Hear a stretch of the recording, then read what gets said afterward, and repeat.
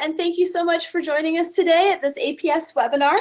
I'm Becky Thompson, and I'll be your host today. And again, thank you so much for joining us. We'll discuss today the application process and requirements for the outreach mini grants.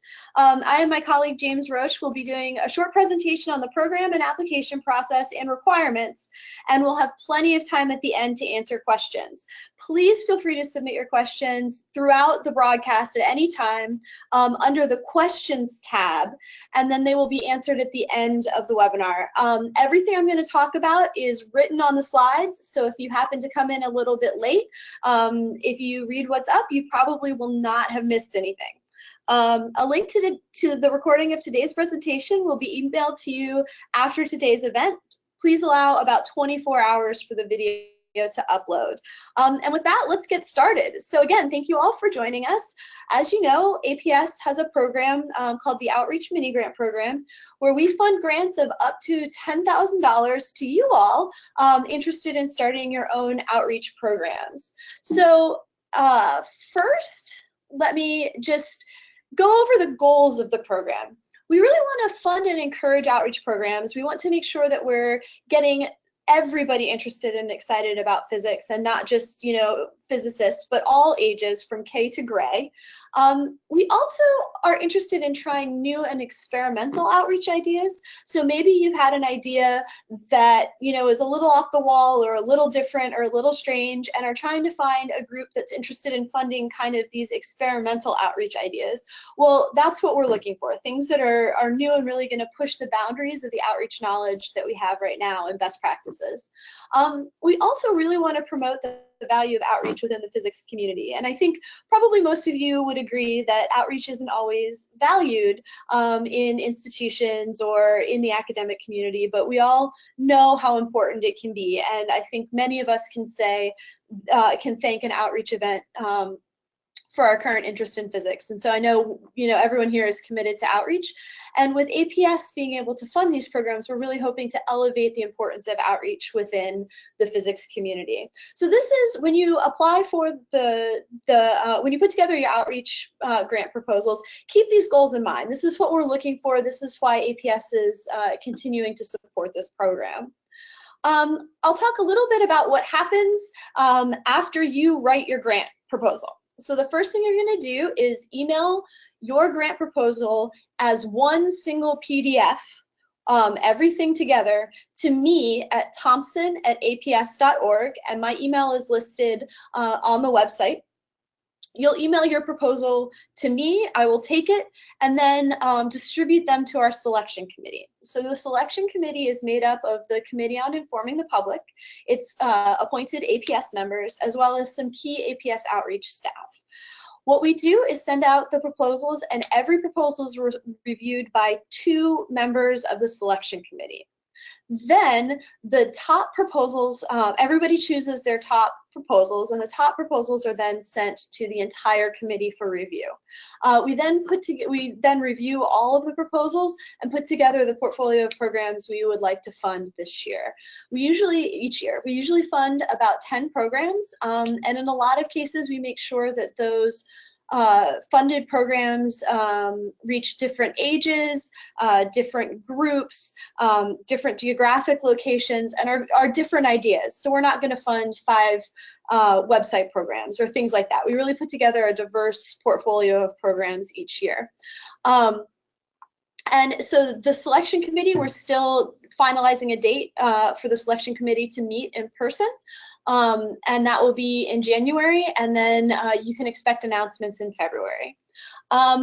Just as you're putting together your proposal, on the right in this PowerPoint, you can see the things that you need to have in the proposal and what we're looking for. So make sure you have a title. And again, as is true for anything that you're putting together, the title is the first thing people see. It's the first thing that's really gonna grab someone or not. So put some thought into your title. Don't just leave that to the last minute.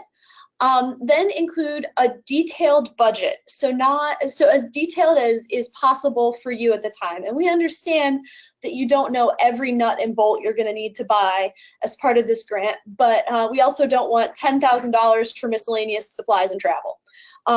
So do it on whatever detail level you can. If you're comfortable working with the NSF budget sheet, go ahead and do that. We have a link to the budget sheet at the end of this presentation. It is helpful for us if you can do that. If that's not something that works for you, that's fine. And then we can, go back and work things out at the end. It's helpful for us if you can. However, it's certainly not a requirement and isn't going to be a make or break thing. We then ask for a 3-page narrative description. 3 pages is a guideline. It's not a hard cap. So if you end up having a paragraph too long, too many, or, kind of bleed over into a 4th page, we certainly don't want you to stress over that, but we also don't want 6-page proposals, kind of in that 3-page range is what we're looking for. We're also looking for innovation. So if you, as you're putting this together, tell us what sets yours apart. Why is, yours going to be a website better than anything that's out there so far? Why is your Science Cafe going to be better than what we've seen so far? What makes yours different? What is really the niche? Then you'll include a CV and highlight your outreach experience. So we don't need this 97-page CV with every publication you've ever had.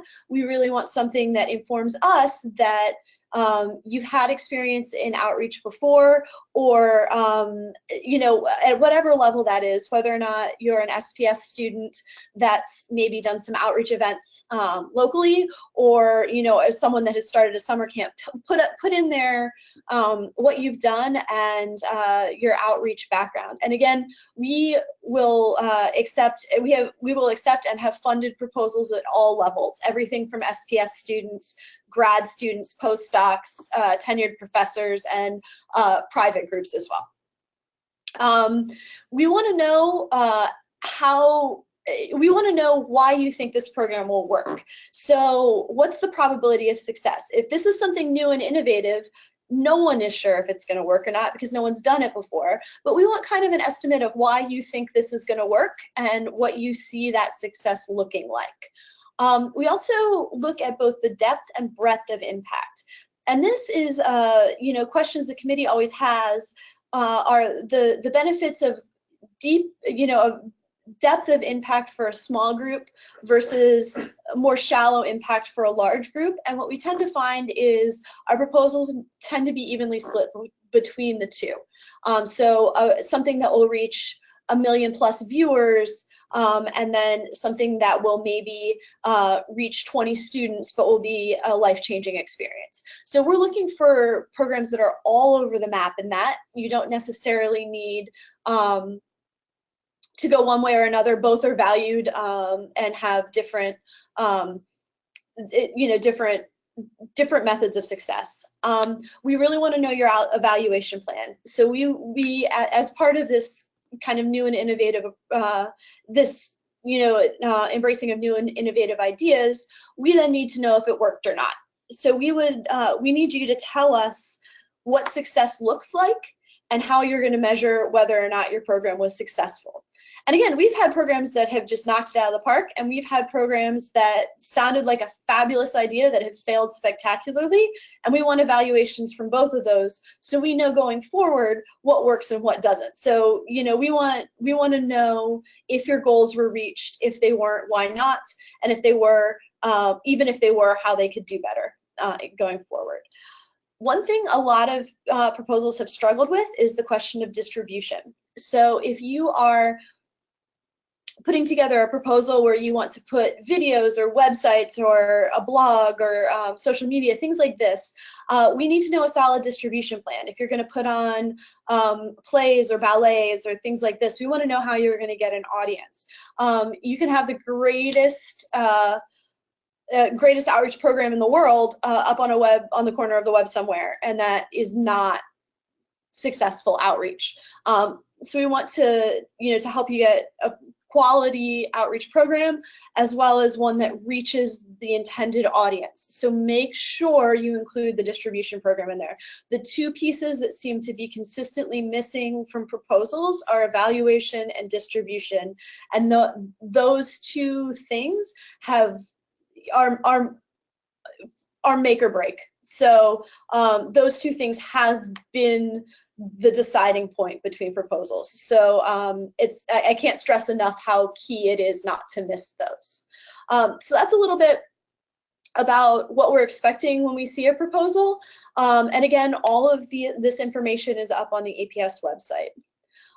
So here's a little more specifically what we're looking for: innovative outreach, new ideas, or new angles on older ideas. So something like videos have been out there for a long time. Many people are doing APS or are doing physics videos, but if you have a great idea as to how to do something new and a new twist, we'd love to hear it. We are always looking for proposals that are geared towards underserved audiences. And we're also looking for proposals that have a big impact, whether that is impacting a lot of people or impacting one group very deeply.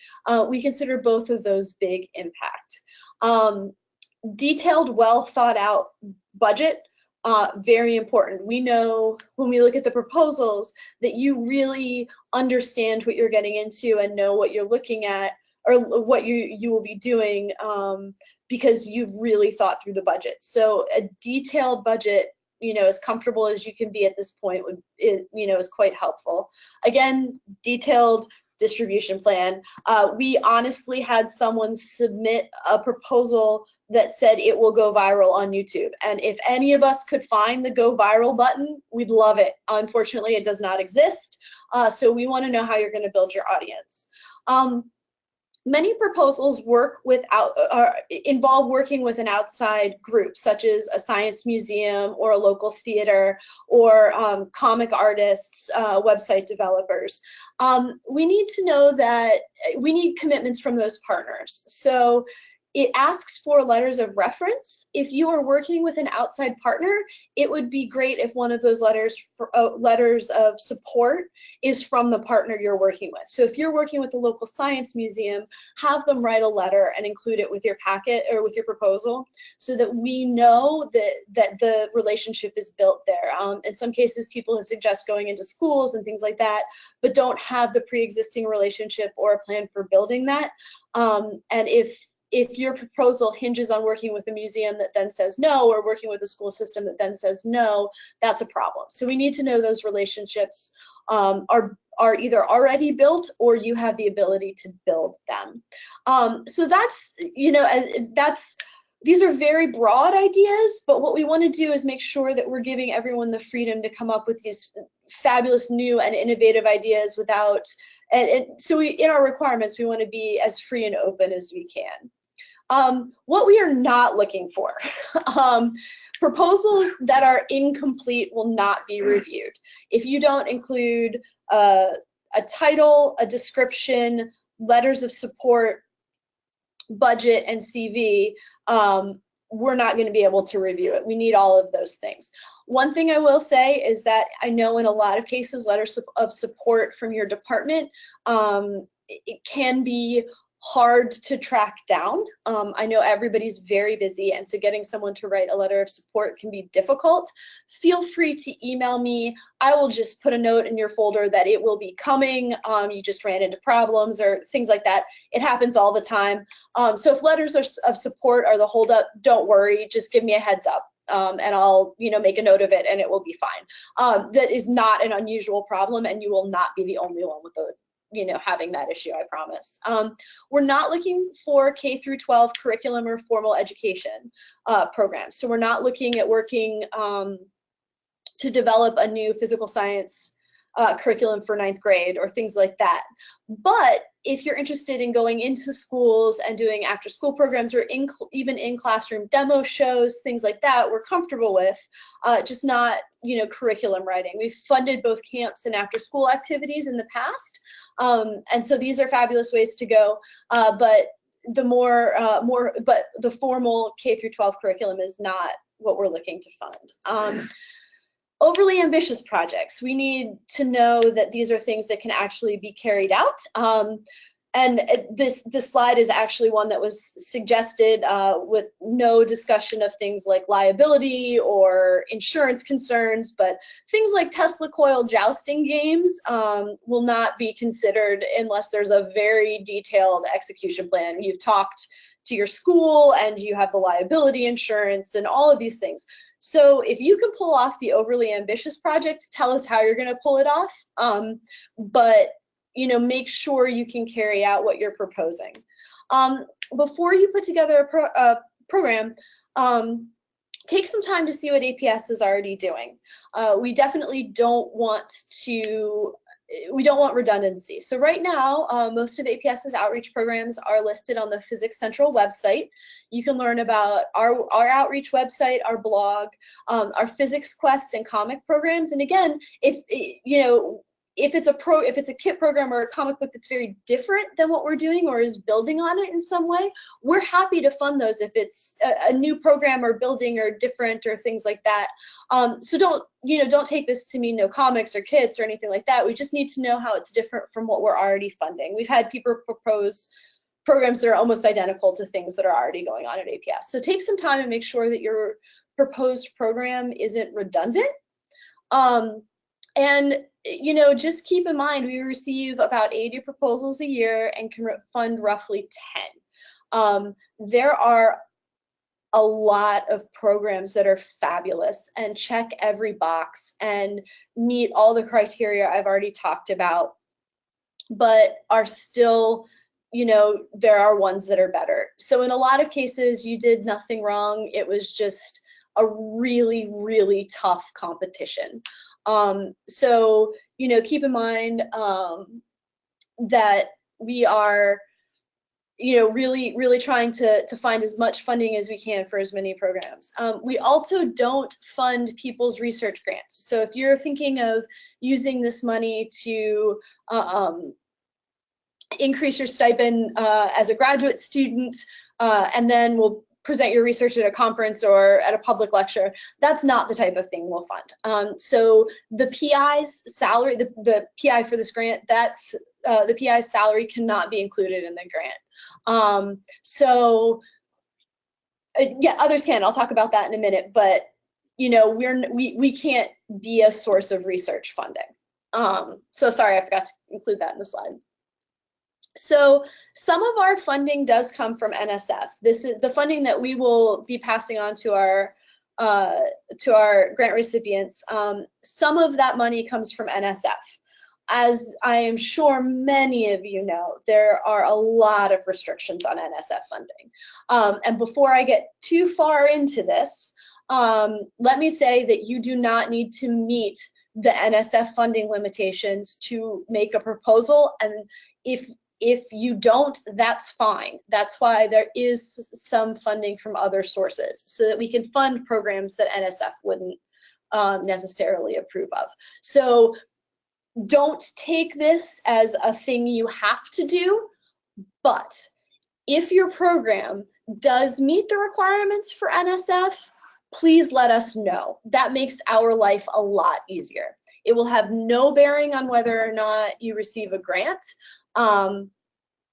If we like your proposal and it's not, in line with NSF, that's fine. We're not going to end up choosing one proposal over another based on this. But if your proposal is funded, you will get funds from us much more quickly if you are NSF eligible and you do all of these bullet points. You'll get funding more quickly than if you are NSF eligible and do not check off all these bullet points. There's a process, a sub-award process we have to go through. And the fewer emails back and forth James has to have with you, the quicker that happens. If you are eligible for NSF funding, please include a DUNS number. You should know what that is. NSF Form 1030 and an indirect cost letter as necessary. Your proposal cannot have alcohol and needs to be very clear on, you need to look up the food guidelines for NSF. We can't give advanced funds, so we can't cut you a check and have you use it. It's a reimbursement system only. do not include any reference to cost sharing or additional funds in your proposal. This one is a little bit different in that, you know, we can, if you have the potential for getting $50,000 if we give you $10,000, and our $10,000 will be used for a small piece of that, you know, definitely include that in there.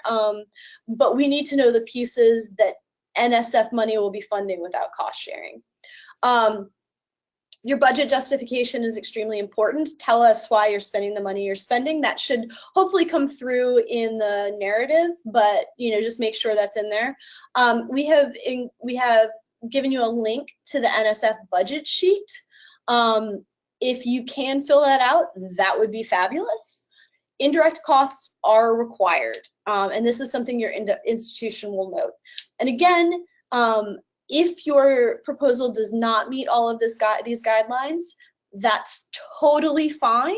Just if it does meet these guidelines, let us know and do these things, and things will happen much more quickly.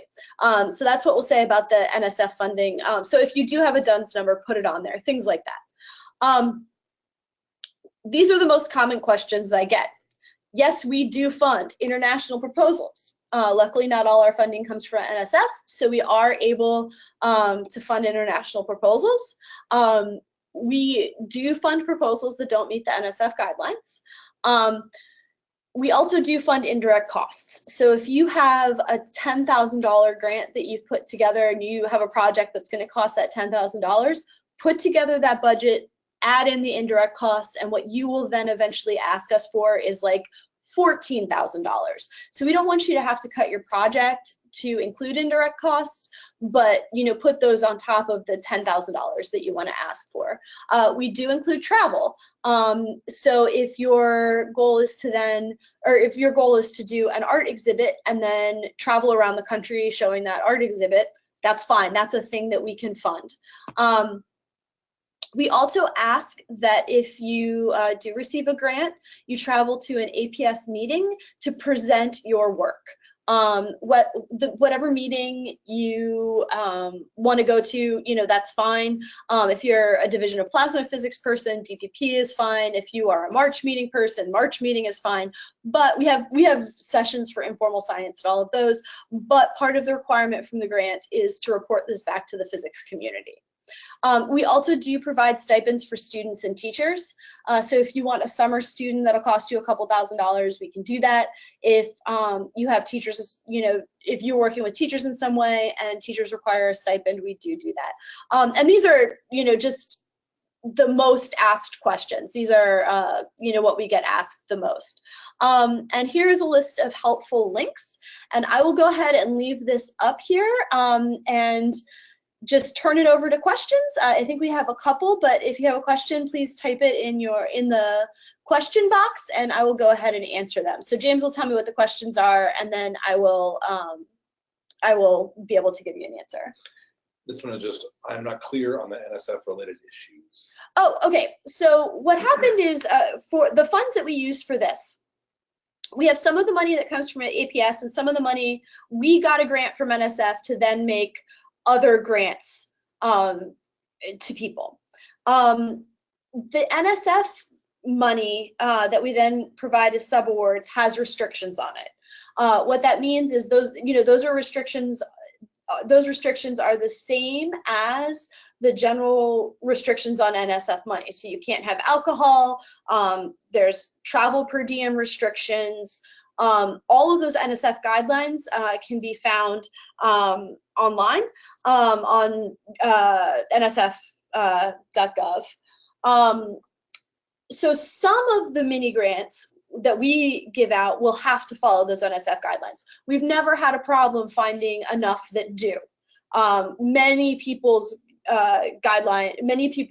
grants follow the NSF guidelines. However, if you don't follow the NSF guidelines, we'll give you money out of the APS, you know, amounts of money. So it's really up to you what, you know, where you think you fall in that. But if you fall within the NSF restrictions, we just want to know about it because it makes it easier for us to give you money. If you have tutoring as part of your program, can you use this money to pay your tutors? Yes, that's the same as using student stipends, things like that. So you absolutely can use these funds for tutoring costs. If we don't need all $10,000, can we request a lower amount? And could that potentially help or hinder our proposal?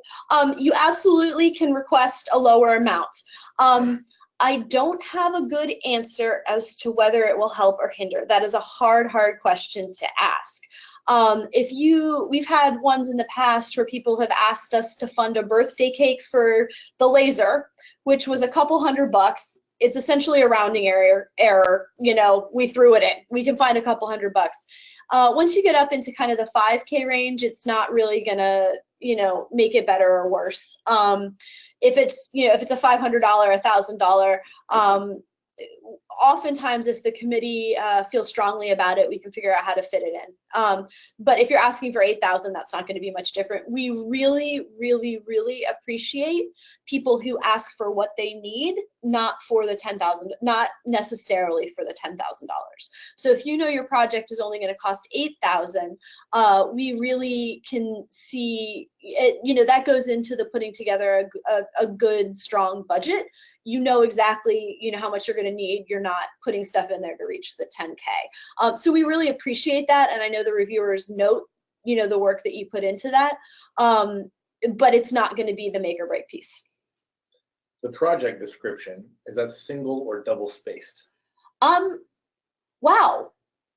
We've never been asked that before.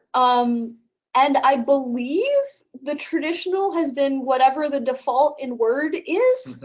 And I wish I had a better answer to that, but I hope that it's clear from my inability to answer that we're not, 3 pages isn't a hard cap. So if single space is going to get you what you need, go for it. We want to know about your project. We don't want to know 10 pages about your project. We want to know about 3 pages of your project. So single or double space is fine. We don't have formatting guidelines like NSF does. As long as it comes to me in a single PDF that is readable, I'm happy. The committee's happy. That's kind of the restriction. How many proposals do you usually get per year? Varies. Has varied widely. We had a high of 100 and we had a low of about 40. So we're all over. I cannot tell you the number we'll have this year. I can tell you I have gotten quite a few questions. So I can usually gauge how many we're going to get by how many questions I've gotten. And I think this year we're going to probably be in 60 to 70 range. But again, that's a total ballpark, but probably about there. Is the funding limit of $10,000 plus applicable indirect costs, or does the $10,000 maximum include indirect costs?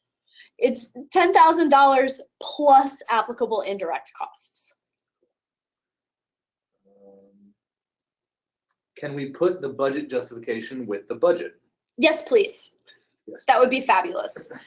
Again, the way it's organized is not necessarily a requirement. So, everybody else on here don't think that has to be done that way, but that would be lovely. What if what you were proposing has never been done for the rural area you are trying to serve, but similar to something that was funded at a different place at another time? Okay, fabulous. What I would suggest is make sure that you highlight the success of this other program. Talk about what you know of that program, why it was successful, how you plan to replicate or build on it. And then how yours is different. In this case, it sounds like it's different because you'll be reaching a different rural population with a program that has shown success. But make sure you talk about how the other program and that you're building on it and you understand its success. One of kind of the hard things that's happened in the past is someone did a proposal based on a program that worked, but they didn't tell us they based it on that program. And we later made it seem like they were doubling an effort or hadn't done their research, whereas if they just told us they were basing it on the program, they would have been more likely to be funded. So let us know you know everything that's out there and why you think yours is good. So that's fine. Can our proposal be built around an event that happens over the span of a single day? Yes, absolutely. We funded a proposal based on the eclipse. We funded proposals based on the birthday of the laser. We funded plenty of one-day proposals, and that's totally fine. One thing, if the event is the USA Science and Engineering Festival, still definitely propose, but make sure either you talk to me or look at what APS has done with USA SEF in the past to make sure we're not doubling efforts. Not saying don't apply, more physics the better, but let's make sure that we're adding to and not doubling. Will today's presentation be available on the APS website? It absolutely will, and if you've registered for this webinar, you will be sent a link to this video once it's up. And it'll be up within the next 24 hours. Can a proposal be a first step out of a multiple stage project? Yes, absolutely. So if this is kind of your first funding or a pilot program, or you're looking to start something new and see, and already can see how it'll be, expanded in the future, absolutely. Please let us know where you see this project as going. Let us know it's a first step. Let us know that, if this works, do you have potential to make it even bigger? That's always fabulous. Let's say I am a graduate student, but I am not using this grant for my research only. The primary purpose is to empower undergraduate research assistants to gain access to research and fundamentals of science. Will that be considered? I think that's on the border, honestly. I think it depends on the method in which you plan on doing this.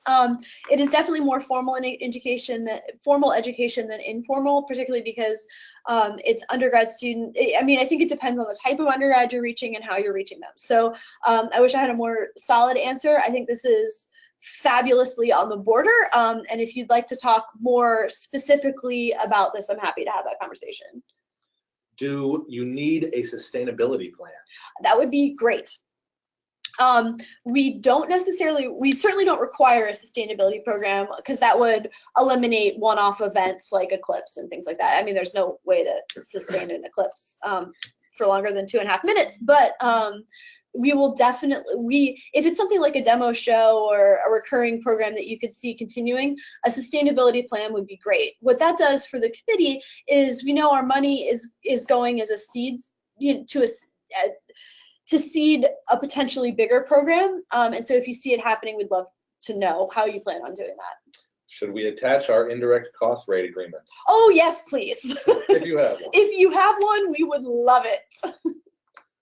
Do we have access to a recording of this presentation? Yes. Yes. So this will be recorded, and the link to the recording will be sent out in an email that you'll get, give us 24 hours. Can we broaden this beyond physics? Yes, particularly, it should have some physics relevance, but if it's a connection between like physics and biology, or physics in its part, of science in general, things like that, there should be a physics connection. However, you are more than welcome to branch out from that. Does money for travel and/or stipends for students count as indirect costs? And does my own labor count as a stipend? Okay, you cannot ask for funding for yourself. So if you are the one making, putting together this proposal, and if your name's on it, you cannot ask for funding for yourself. James would know the answer about travel being indirect or not. Travel is not subject to indirect costs. Okay, so travel is not subject to indirect costs. Nor are stipends for students. Right, nor are stipends for students. We can't fund a stipend for the person making the proposal. Correct. Where can I find the history of the mini grant projects that have been funded by APS so that I can make sure my idea is novel? Thank you for asking that question. Really, thank you. So those are available on the first link here, aps.org/programs/outreach/grants. And that has a history of all the programs we funded dating back to 2010. So you get a sense of that. If there's one that is similar to the one you're doing, please reference it. Tell us, what they did. If you want to know more than what's on the website, email us and we can tell you more about what they've done or maybe put you in touch with them. And if you want to build on it or make it different or things like that, that would be great. So if you have something that's similar but has a different idea and is building, let us know. But all of that information is at the website in the first bullet point on this slide. Is our start date May 1st or when we learned that our application was accepted? That's going to be up to you. The start date for it's an 18-month grant. The start date for the grant is May 1st. So that's clock ticking on your 18 months. However, you can start as soon as you want to. So as soon as the process, if you receive a grant, is that James will call or email and say, congratulations, we'd like to fund your program. And once that happens, then there's a lot of back and forth and signing MOUs and budget sheets and working with NSF and all of these things and figuring out how to get you checks or get you set up for reimbursement. And then the money starts happening. If you want to do things like start, if you're on a reimbursement situation, you can start whenever you want. 18 months starts kicking in May 1st. I also would just want to add that any costs you incur, you have to invoice to us within 60 days. But you can invoice us as regularly as you need to. And again, all of that, if you receive the magic call from James, you will discuss all of that with him, so you're very clear on how all of this works. Absolutely. So all of these are going to be kind of nuts and bolts once the grants are awarded. For things like the eclipse, there was absolutely a deadline in that we had to get this going by August 21st. So we know in some cases you've got to start sooner, the dates are such that needs to happen. So we're very sensitive to that and very aware, and James will work with you on that. Can the funds be used to buy equipment or apparatus or experimental demonstration? Absolutely. Demo shows are kind of one of the things that people have put together and done a great job. They're sustainable. We love new twists on demo shows. And absolutely, this can be put together to do that. Just make sure that you're justifying everything you do. We had, in the past, I've had a couple of proposals that have just looked like people wanting to buy fancy equipment, things like that. So make sure you justify why you want to buy that fancy equipment, but we will definitely fund it. I mean, we had a group last year who was doing a smartphone app, and they put in there that they needed to buy these phones to do this, and that was absolutely something we were comfortable funding. In order to secure local funding from the university or college, for example, sometimes the program needs to be science, not physics only. Is that okay? Yep, absolutely. Just make sure physics is in there. Make sure that you are in some way tying it to physics. So not a biology only type thing, but it sounds like just making sure that your demos and things are, or whatever program is a much broader idea of science, and that's fine. Just make sure physics is in there. If you have already begun the project and you have spent a significant amount of out-of-pocket money to get it going, can you apply for reimbursement of that cost? We can't. That is not a thing we can do. I'm sorry, but that's just not going to be allowed either through APS or NSF. Can you include the SPS chapter of your department to execute the program? Oh yeah, absolutely. And this is one thing where if, say, the SPS president or SPS leadership actually wants to be a PI on this grant, that's fine. So if you wanted to do it in conjunction with an undergrad leader, this might be a great grant writing opportunity for them that they probably wouldn't get until grad school or even after. So please include them as fully as you possibly can. Can you give some examples of what indirect costs are? That's for you, James.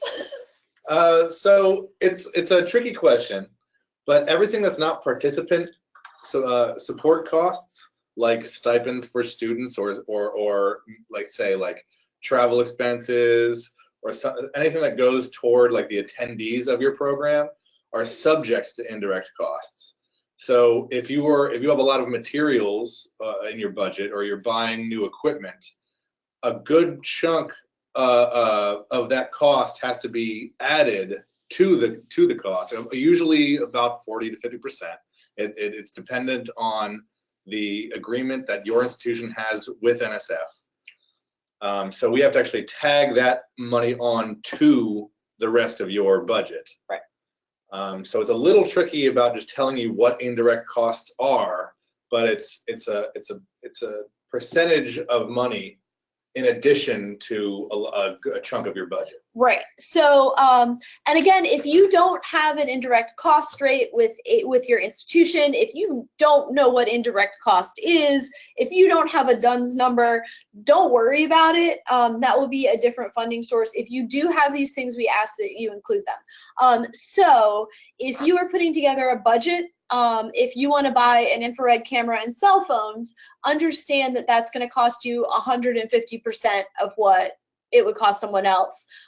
You would get, your camera and or you would get the money to buy the camera and cell phone, and your institution would take that extra 50% off.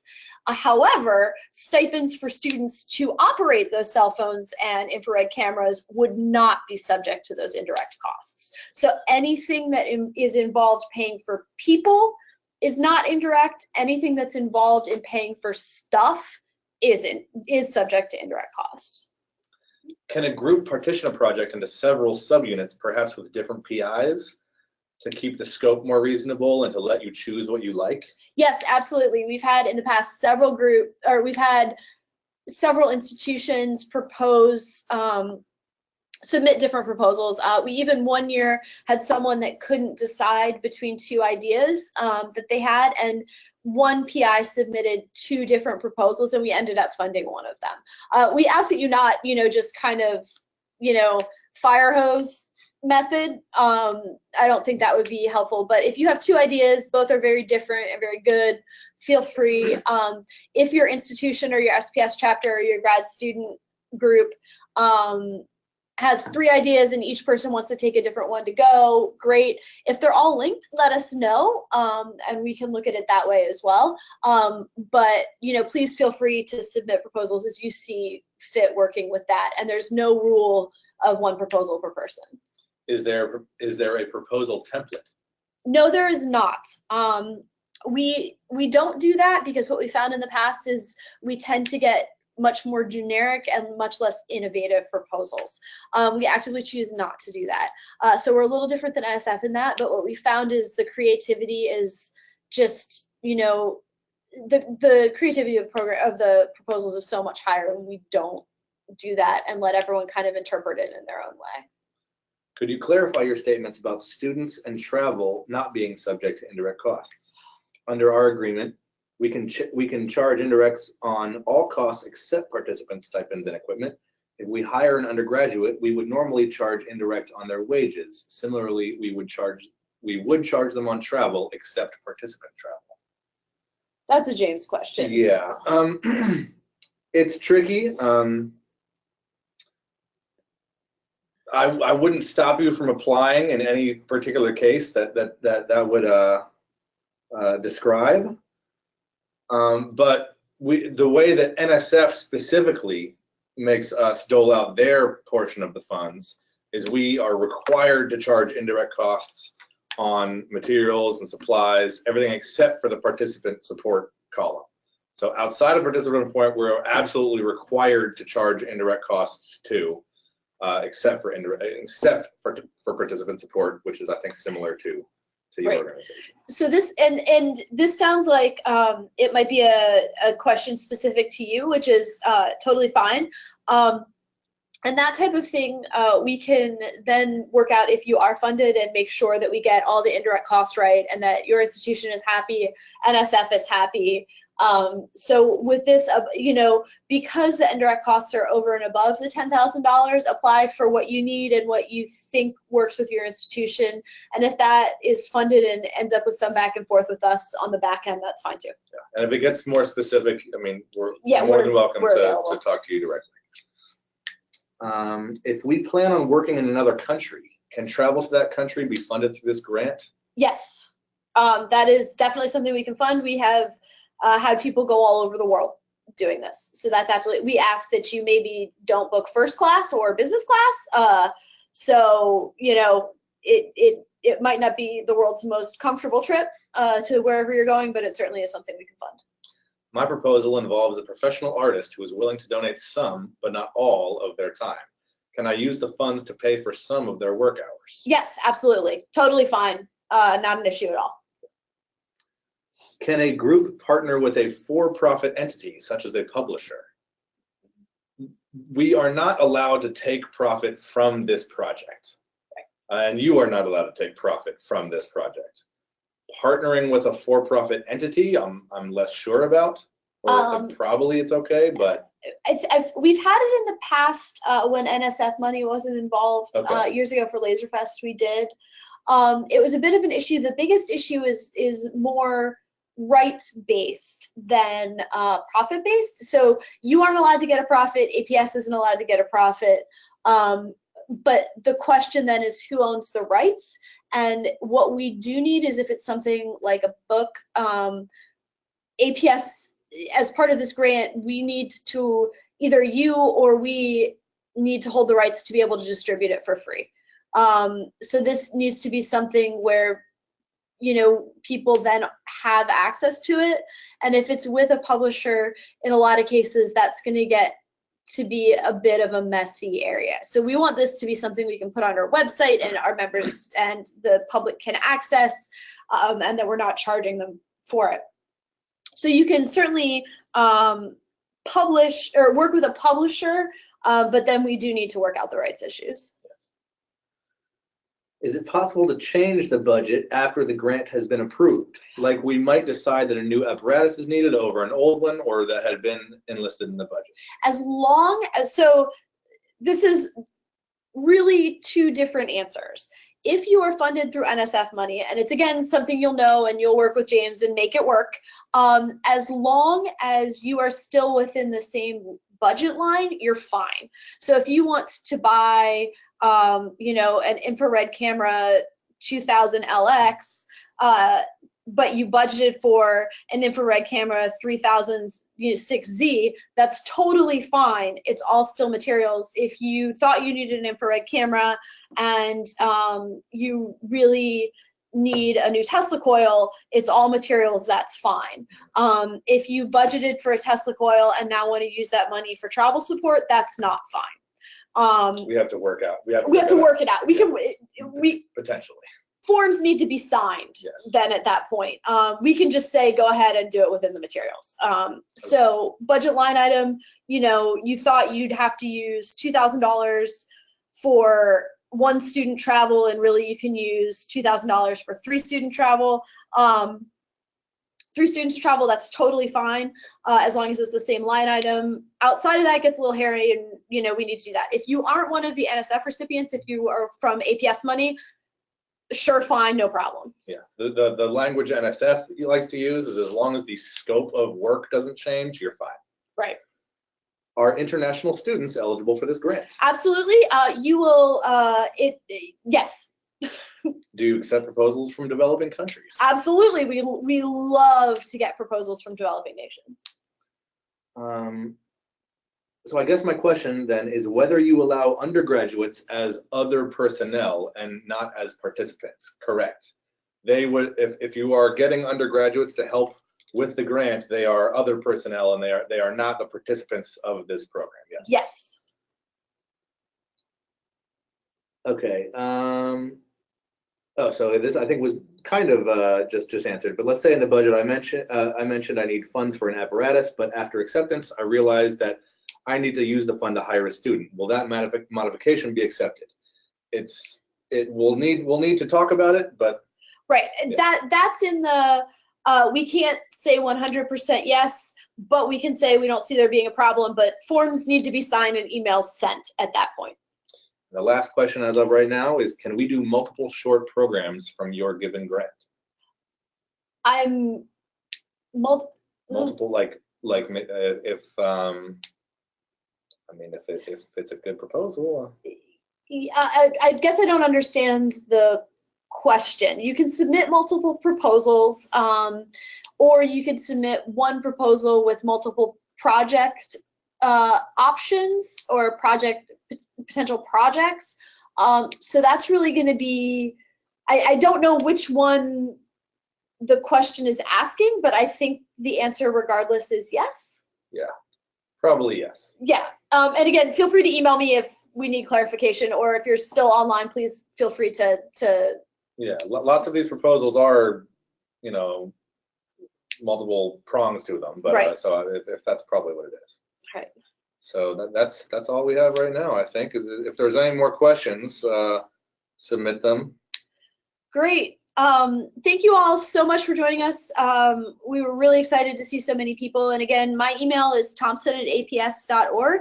And please visit the websites that we have linked here. You'll get an email probably in the next 24 hours with a link to this webinar, so feel free to pass it on, or if there's any questions that you know were answered somewhere in here and you want to watch it again, please do that. And then, wait, did you just say there was a couple okay, more? two more One questions. was, will the Q&A appear on the website? Yes. And can we elaborate on ownership rights and profit? Say we develop a traveling exhibit, can the artworks be sold afterward? We would have to talk to our accounting department. Yeah. I am certainly, you know, if you send me a follow-up email, I will have that conversation with my accounting department. I actually don't know the answer to that. That's not one we've run into. Yeah. I'm happy to find out the answer. I just don't know. Let's say that an idea is not extremely new, but I want to present it to public in a novel manner. Sure. Will that be funded? Absolutely. I mean, I can't guarantee it'll be funded, but it's certainly something that we'll look at and is would be within the scope of the funds. Is your email on the slides /email? I will put it in the follow-up email that you will get. Yes. Can proposals be for a project in astronomy? Yes. We've had a couple, definitely a planetarium show and some other things. Mm-hmm. That have been funded in the past too. Yep. All right, so that brings us to the end again. All right, great. Thank you so much. And I hope we got all of your questions answered. And again, you will get a follow-up email containing a link to the recording of today's presentation, including the question and answer. So that wraps up today's event, and we really look forward to seeing all of your proposals. Thank you. Thank you.